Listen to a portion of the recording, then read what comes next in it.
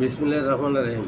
প্রতিদিনের না আজকেও একটা টপিকস নিয়ে আলোচনা করব। যারা গ্যাসের কাজের সাথে সম্পৃক্ত, সিএনজি এবং এলপিজি গ্যাস, তারা খুবই কাজে লাগবে।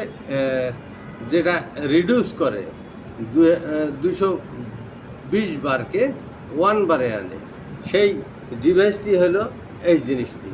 এখানে এই 220 বারকে 1 বারে আনে যেহেতু রিডিউস করে, সেই ক্ষেত্রে এখানে পর্যাপ্ত পরিমাণে মানে ভেঞ্চুরির মতো মানে প্রেশারটা রিডিউস হয়।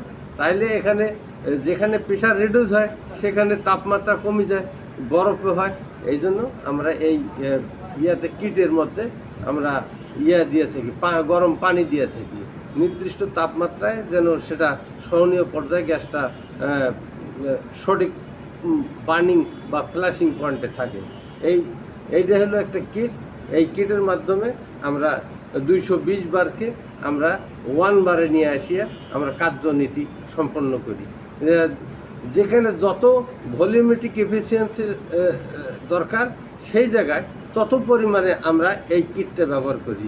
যে আরসিউ যেটা সিস্টেম আছে, এই আরসিউ সিস্টেমে ছোট আরসিউতে 2টা বা 3টা, বড় আরসিউতে 4টা বা 5টা বা 6টা, যে ধরনের চাহিদা রেখা অনুযায়ী আমরা এই কিটগুলো আমরা সেটিং করে থাকি, যাতে সুসম্পন্ন হয়।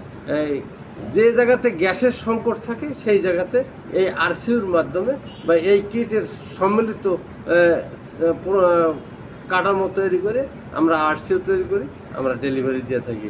আমি ইঞ্জিনিয়ার MSI সাইফুল ইসলাম, শাহাদত, রংপুর 2, বদরগঞ্জ, তারাগঞ্জ।